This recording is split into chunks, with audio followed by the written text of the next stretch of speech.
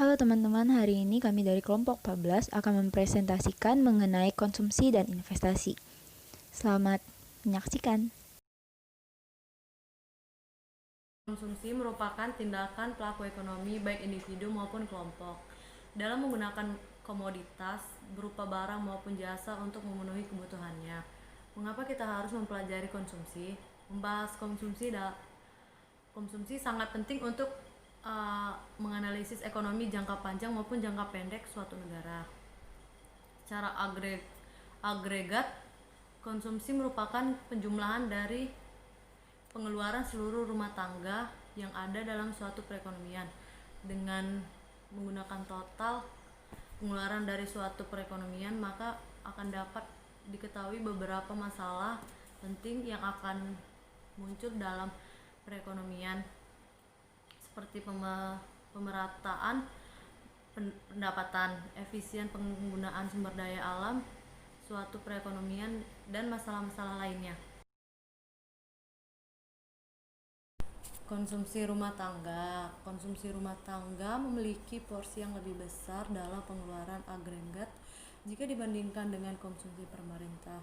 Konsumsi rumah tangga bersifat endogen, dalam arti besarnya konsumsi rumah tangga berkaitan erat dengan faktor lain yang mempengaruhinya.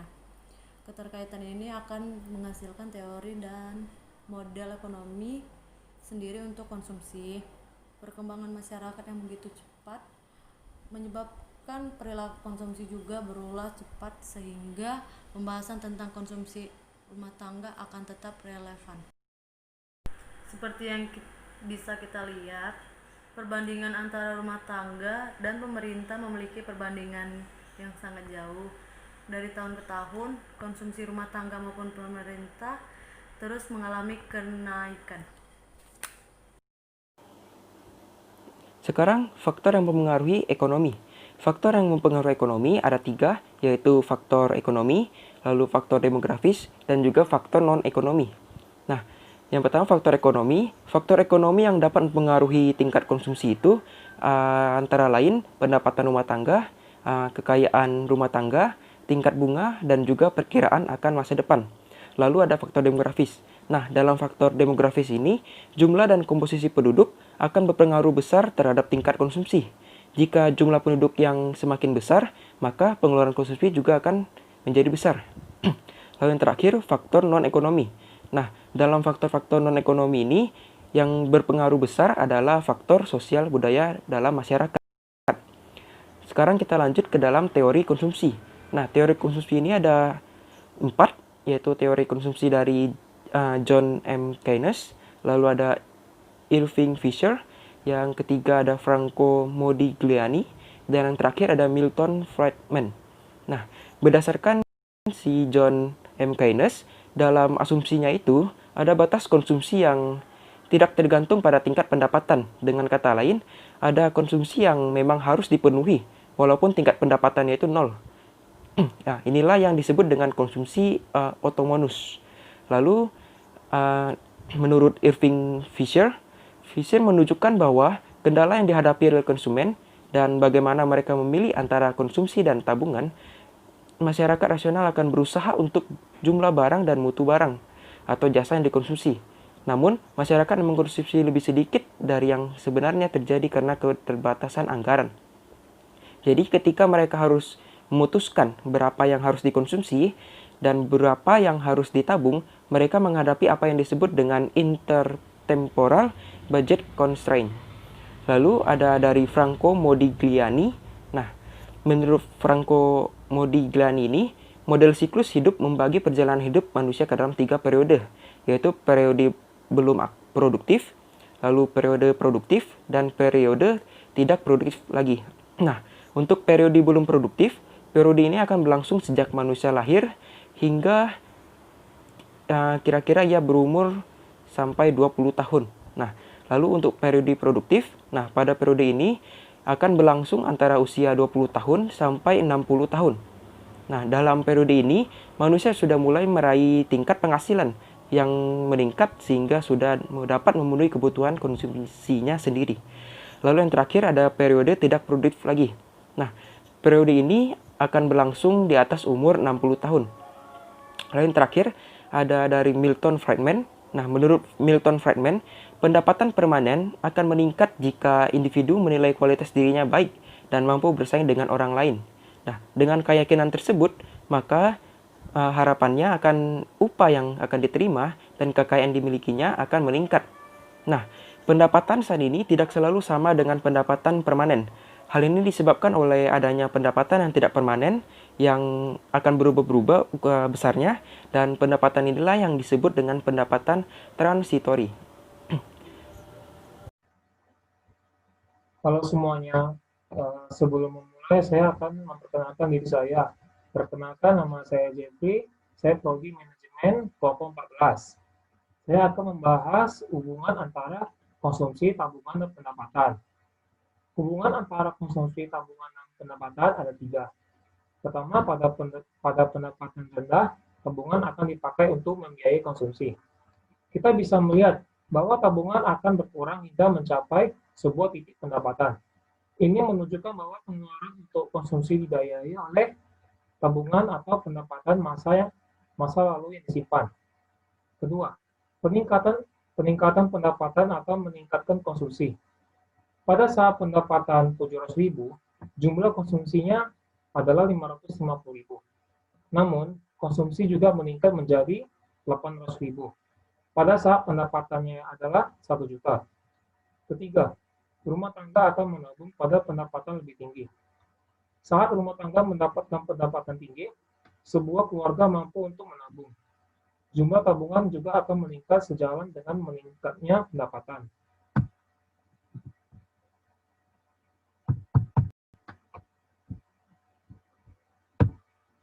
MPC, singkatan dari Marginal Propensity to Consume atau kecenderungan konsumsi marginal, merupakan perbandingan antara pertambahan konsumsi dengan pertambahan pendapatan yang diperoleh.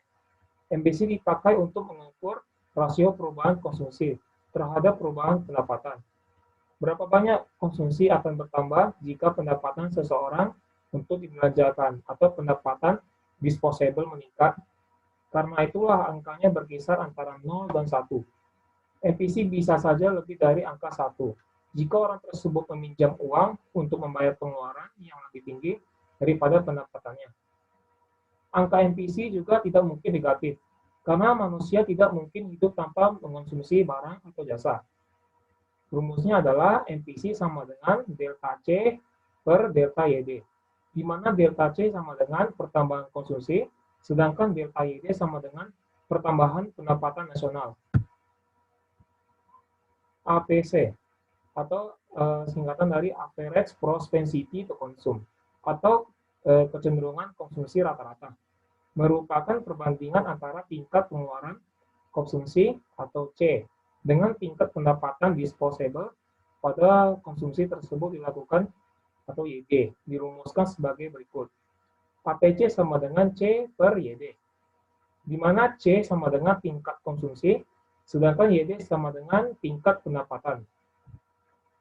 MPS, singkatan dari Marginal Propensity to Save, atau kecenderungan menabung marginal, merupakan perbandingan antara pertambahan tabungan dengan pertambahan pendapatan disposable.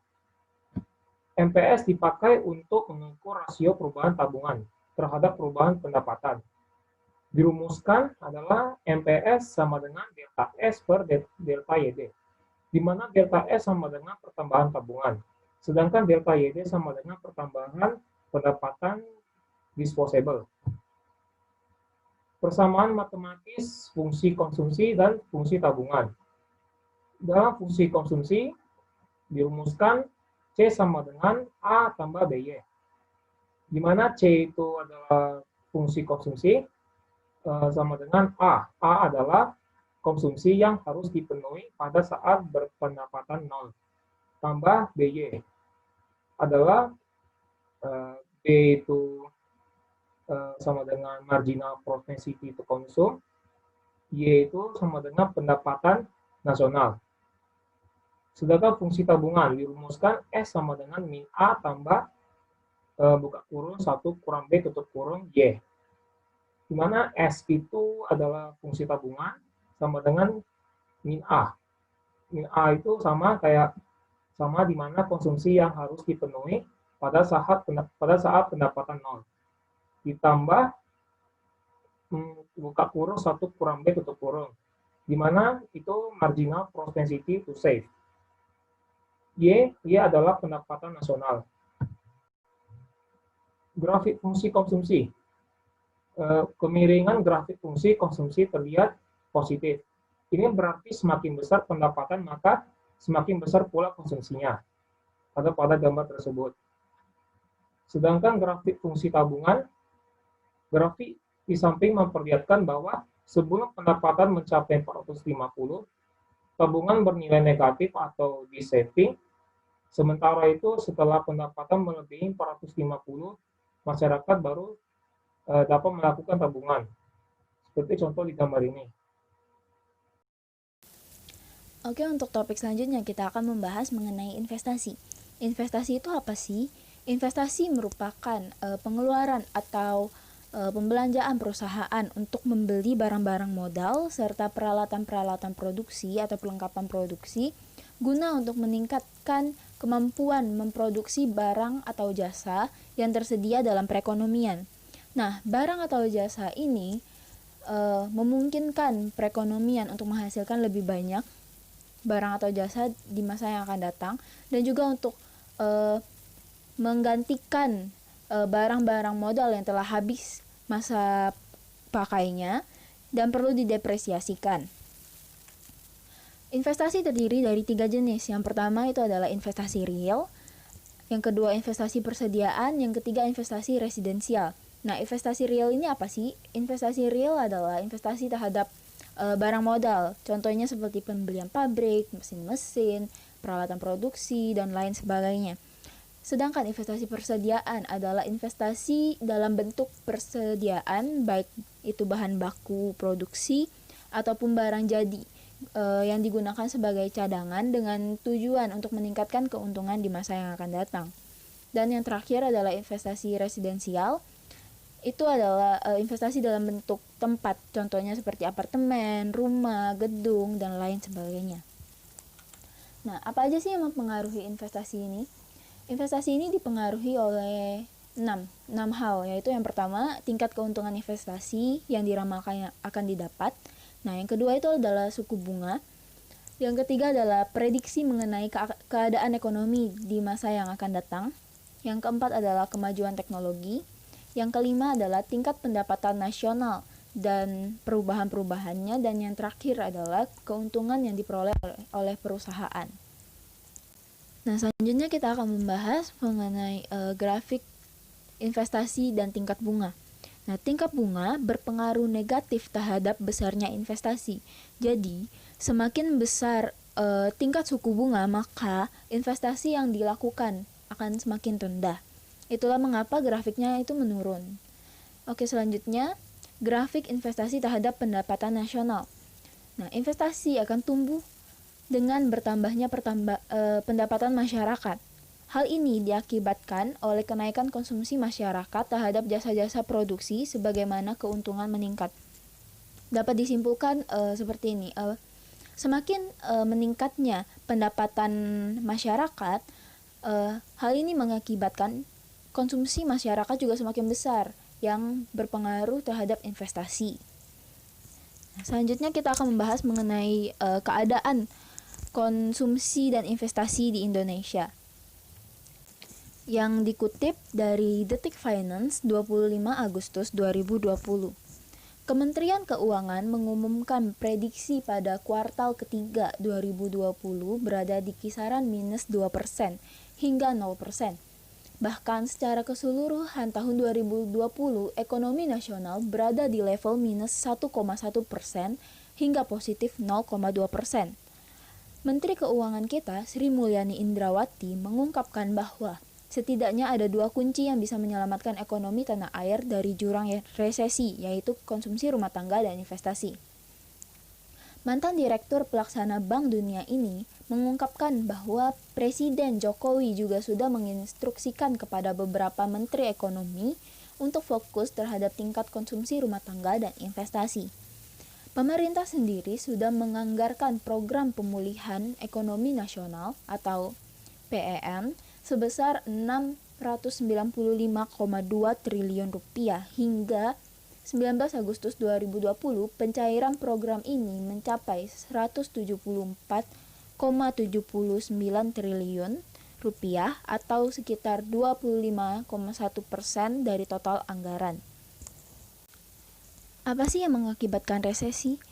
Resesi ekonomi terjadi ketika sebuah negara mengalami kontraksi atau ekonominya minus selama 2 kuartal berturut-turut.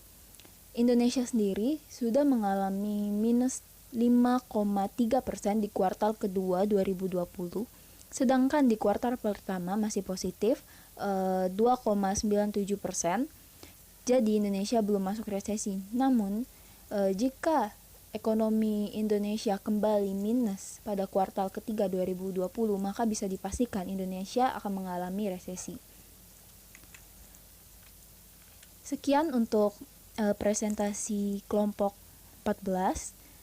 I hope you enjoy it and have a nice day.